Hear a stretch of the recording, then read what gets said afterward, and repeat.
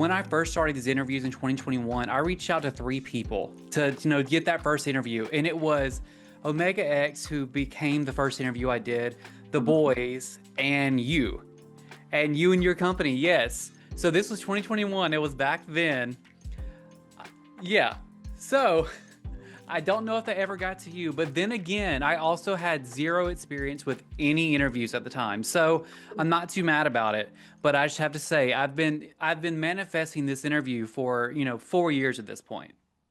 That's wild because it's really crazy because now that I'm out of there, I've had so many people send me messages, be like, "Hey, so we requested an interview with your team way back when, and they never got back to us, or they never saw what we sent." And I'm like, "Well, damn, I should have been the one in charge this whole time." So, Apparently, I was like, you could have been my very first interview ever, but I'm kind of oh, glad, I've gotten to wait to the point to where I have graphics made and I have all this stuff, and now I have my own series. So mhm. it's not that I have to rely on work. So I think it all worked out, and it's a great time for you as well as 2025, this big rebranding of yourself. Yes, So finally. of course, yeah, I'm sure it's been a long time coming for you. And speaking of that, talking about your name rebranding as Kim Sedi, tell me about that decision, and does it reflect, going, from AleXa, which everyone knows and is known, to Kim Sedi? Does that reflect, this new personality or artistically that you've been trying to show? Ideally, what I'm wanting to do with the rebrand, which isn't, happening presently yet. Um, Again, I just want to show my organic artistry. That's not to say everything that was done as Alexa wasn't from a place of like, being organic and true to what I want to do, what I like, la da da. But I think it's just having been under a label for 7 years, it's like, I didn't hardly ever get to make the executive decisions. I never really had full input on a lot of things. And so now that I'm in control, I think it would be nice to, go by one of my actual names at this point rather than just a moniker. When is that rebrand going to happen? Hopefully by the end of this year. Hopefully. Um, I mean, because I know I just did Vital Check with Kiko as Alexa, but that was just from a business standpoint, because people know the name Alexa. But the Kim Seri chapter, Alex's new artistic adventure, when is that going to begin? Hopefully end of this year. That is such a big move. Like you're not just, changing companies like some groups do and you get to keep the name. You were changing your whole name, what people have known you for. So, was there anything you were especially nervous about? Or, on the flip side, something you were more excited for? I was definitely nervous because, changing a name is a tremendous deal, especially when that has been your brand, so to say, for the past 7 years or so that I belong to this label. And, I knew straight off at the beginning it was going to confuse a lot of people, especially if they were newer fans that maybe hadn't been with me since the beginning. Um, but I mean, I've rebranded once in my life. Who's to say I can't do it again? I've got my whole life ahead of me. I went from Alex Christine to Alexa, and then we're in this middle area right now, but hopefully that next transformation is in the Kim Sedi direction. So What part of that Alexa era are you leaving behind? And are there any parts that you're planning to bring with you on this new journey? inevitably gonna have to leave behind things I no longer have rights to. But that aside, definitely want to keep, I guess artist Alexa was always known as a performance artist, and moving forward, yes, I do want to release, I guess non-K-pop style things. But, in the event when I do finally make K-pop release, I do want things to be very performance focused. I want it to be like, you know, I definitely want the flavor to still be there and not be like a complete 180 where it's like, oh, okay, well, she's still doing K-pop, but it's definitely not what she used to do. I want there to be a change significant enough to where it's like, okay, this is still recognizably her, but just leveled up. Yeah, I mean, when you were releasing like Revolution and everything, you had such a unique style that was like I could not compare your releases to another solo artist at the time. You know, we had artists like Chunga and Sunmi and everything, and I love their styles, but you were so Mhm. different that you were really able to stand out on your own.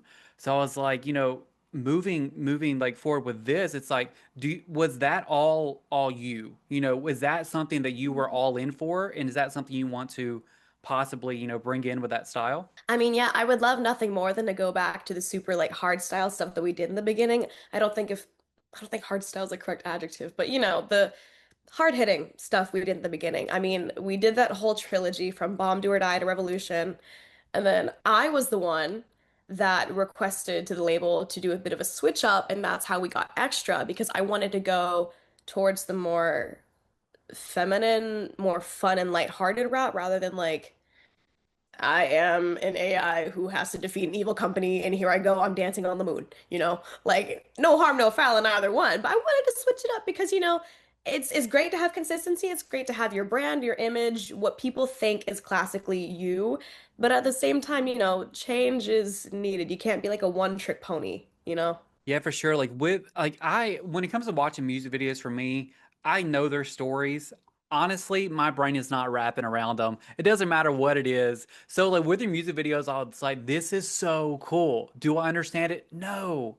But I'm like, I love it either way. And it was and like I said, it was standing out. So it was cool, but I get what you mean by that for sure. With this, new chapter that we're starting this year.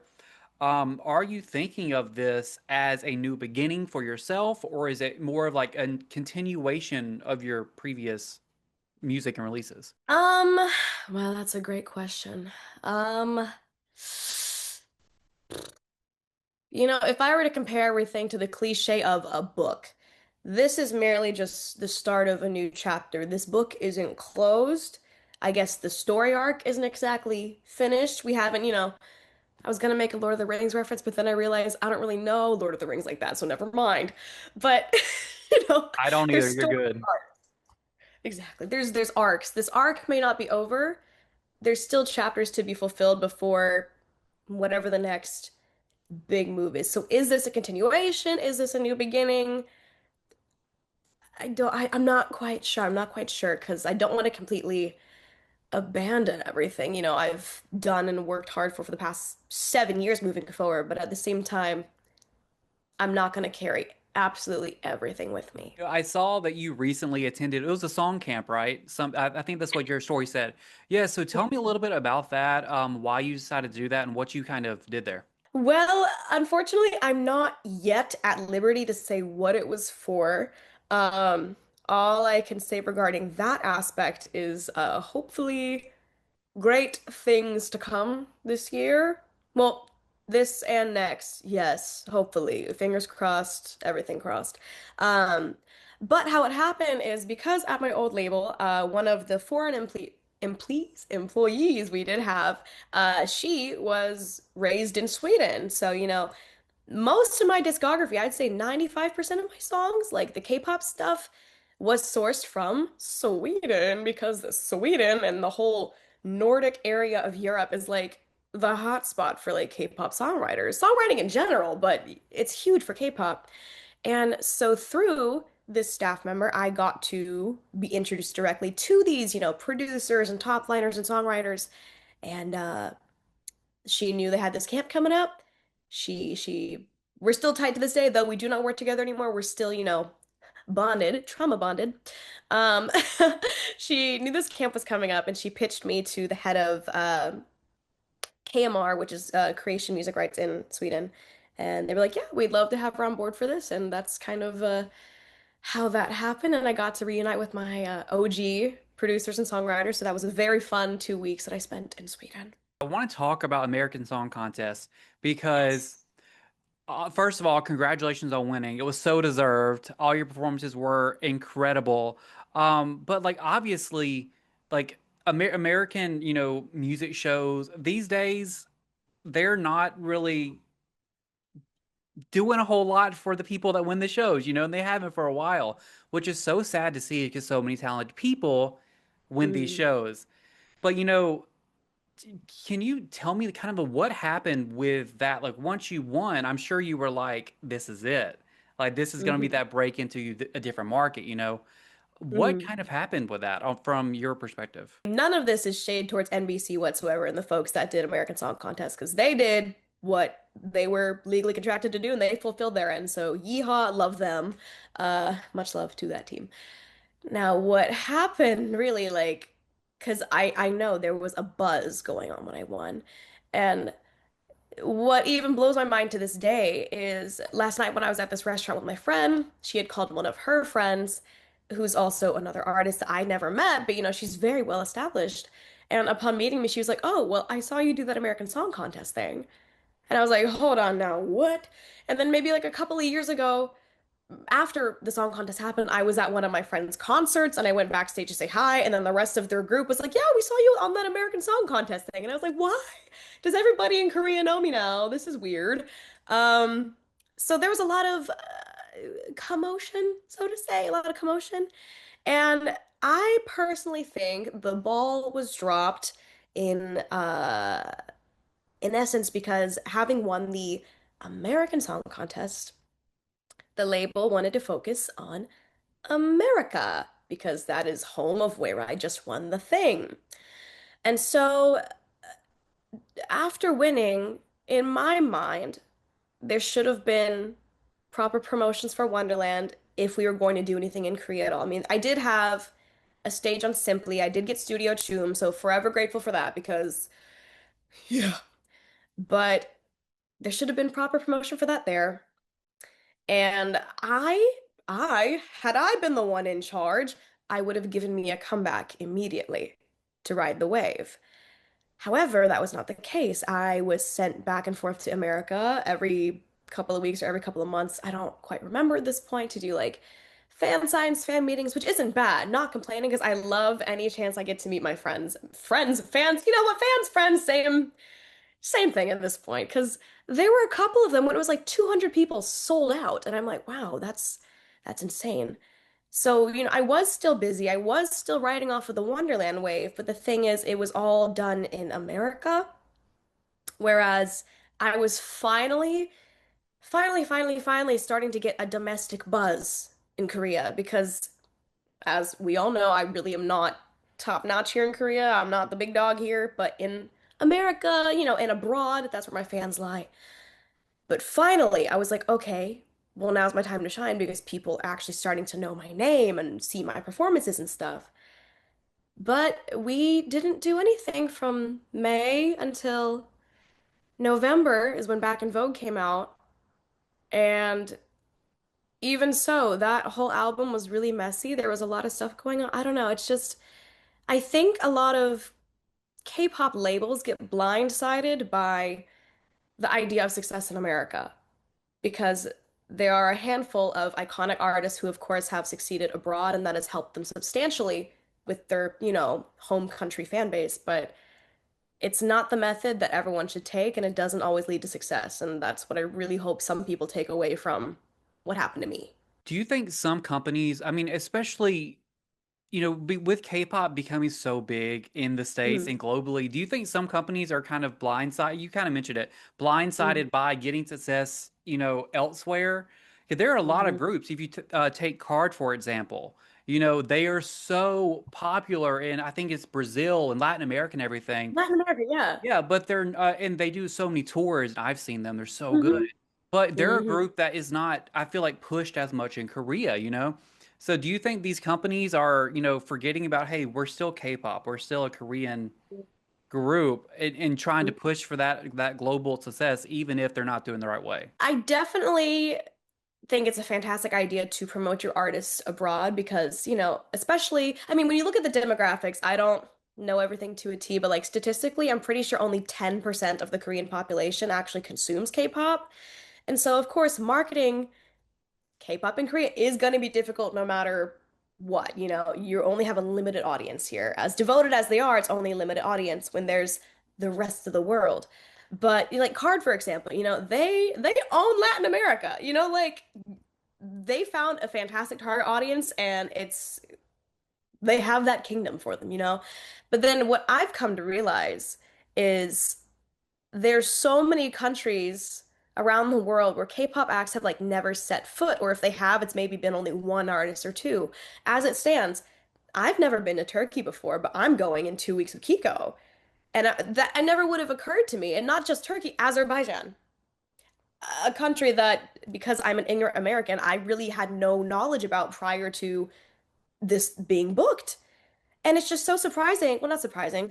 It's incredible to see the swarms of fans that go to like support Kiko and like other, like maybe a couple of other friends I know when they go to Turkey. It's like crowds. Like she's a superstar there. And it's like there's so many other countries in the world aside from America that have such devoted and passionate fans. And I really wish that seeking American fame was not the goal for some of these companies. Yeah. What is something you want to do more of, this year with this new rebranding, and then Mm. something you want to avoid doing now that you're kind of you're all hands on deck for yourself? First and foremost, I think with what is to come, definitely going more global. And, having gone to Sweden recently, I'm pretty sure I'm gonna wind up going back for more music stuff. So, actually going to see Europe, because I was scheduled to go to Germany last year, couldn't go due to family circumstances. But, there's so many countries that I want to go. There's so many fans around the world that I finally want to meet that I never had the opportunity to. Not necessarily because of prior labels mismanagement, but sometimes opportunities just weren't there for me. But now that I'm in charge, I can find things for myself and I can go wherever I can as long as, funds are feasible. But definitely want to take myself more global. Uh, yeah, that's a really important thing for me this year. But to avoid something. Hmm. Many things to avoid when upon reflecting on my journey. I think hmm, for now, I think it's just not signing with a label immediately. Because I've had a lot of people ask me, "Are you looking?" And I am, but it's not my immediate concern at the moment. Do you think there are more pros or cons to, going at it by yourself right now? I mean, obviously, the cons being like financially having that label's backing, but I mean, do you in an essence feel a little more free at the moment? I do because in essence, I'm allowed to do things like this now. This interview probably wouldn't have happened had I not finally broken free and, been in charge of my own social media, screen who's sending me messages and everything. I mean, as it stands, I can't say what yet, but I have another schedule in like August-ish that is something I've never been able to do before. And it's only now happening because I'm technically independent. So, I mean, yes, of course, finances and funds are always going to be the cons because it's not very what's the word?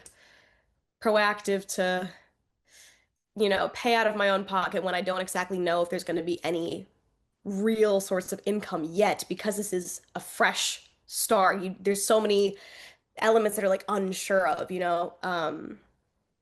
But it's just nice knowing that I don't have to listen to somebody else's ideas, and if I say no, it means no. So that's always good. Yeah, I'm sure. Yeah, I think there's something about Americans in the industry, is which actually what I want to get into now is, as an American who works in this industry, I think the mentality of K-pop companies and K-pop or the Korean culture, versus Mm, American culture.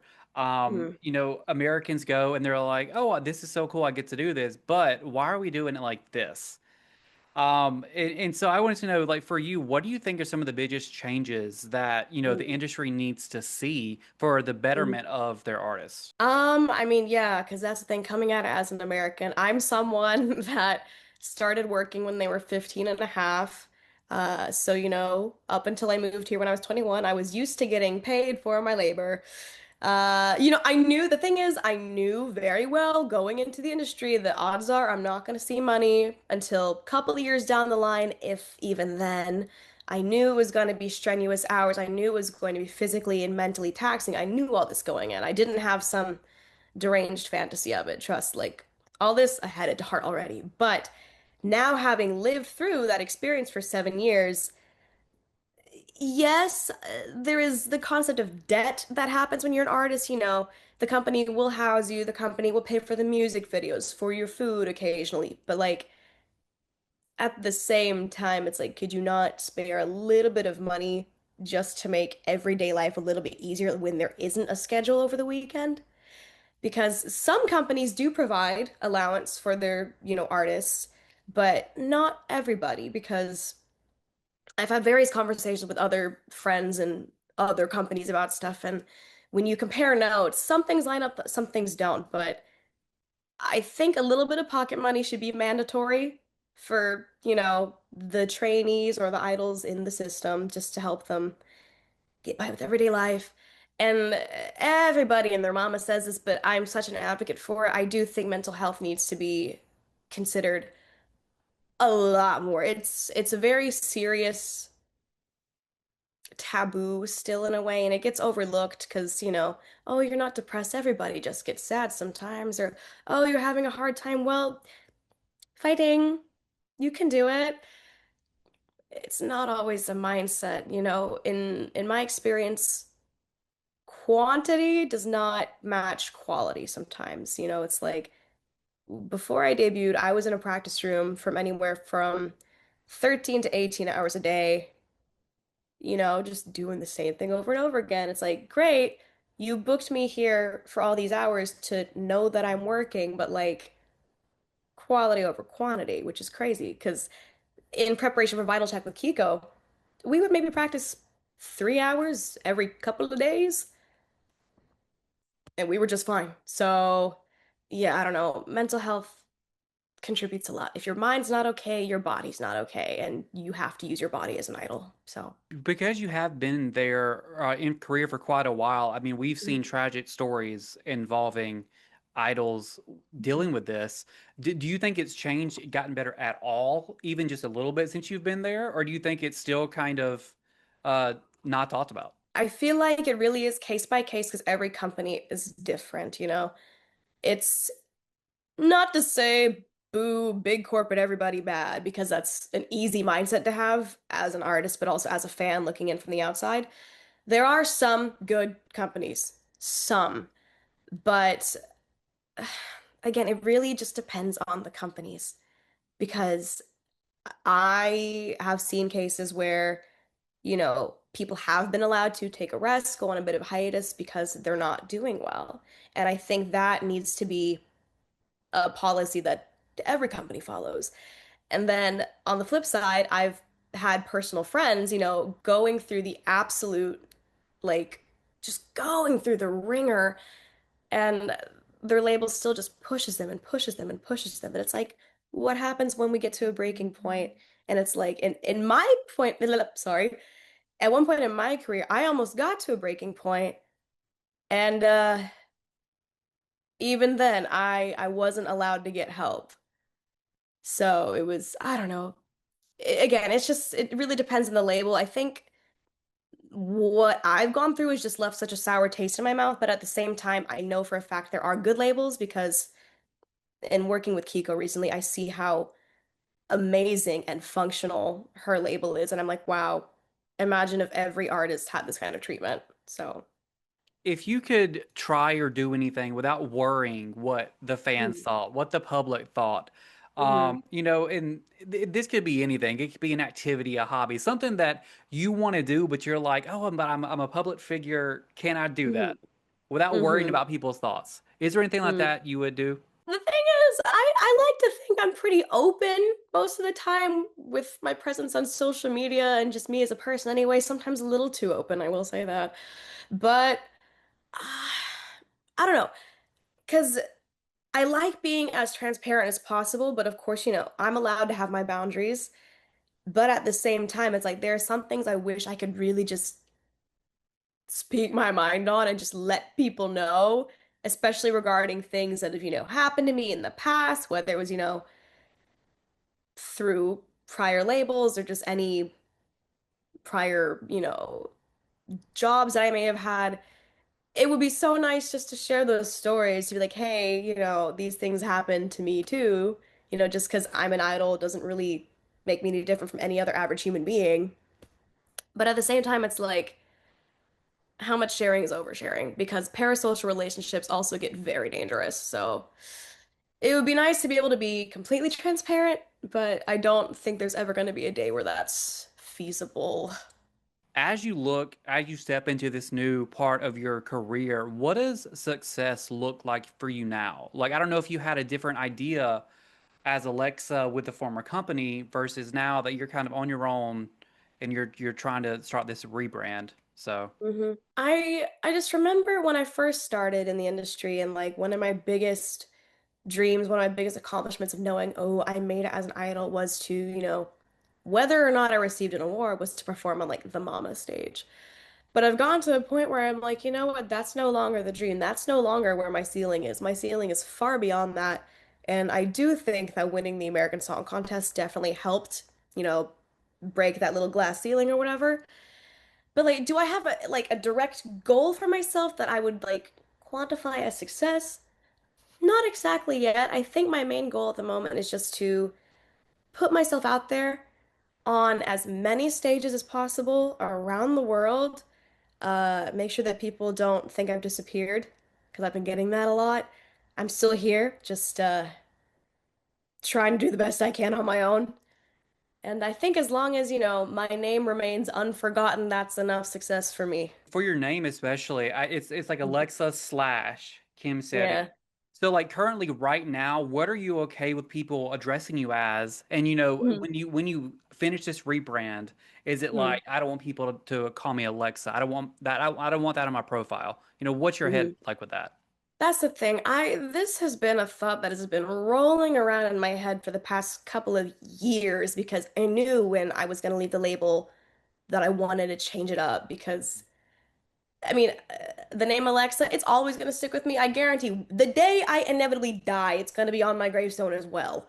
But, I don't mind if people call me Alexa. I don't care if people call me Sedi. People call me my real name, which is literally just Alexa without the last A. Mhm. I'm really not picky. I think there's just so much attached to the name Alexa, both good and bad, but I think just the trauma speaking for me just wanted to completely separate from the bad. That's why I was desperately seeking to like rebrand. Mhm. But like I think it just do I want to go by Sadie professionally later? Probably. But until I really establish myself in my new artistry, that's a completely like what's the word I'm looking for?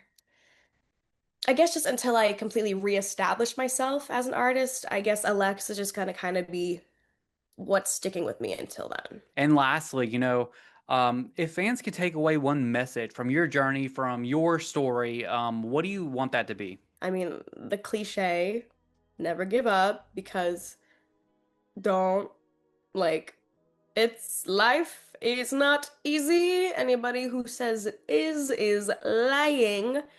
But like, yeah, just don't give up. Keep fighting. Eventually, good things will come. It's not going to be immediate. There's not like a genie granting wishes that's going to give instant gratification all the time.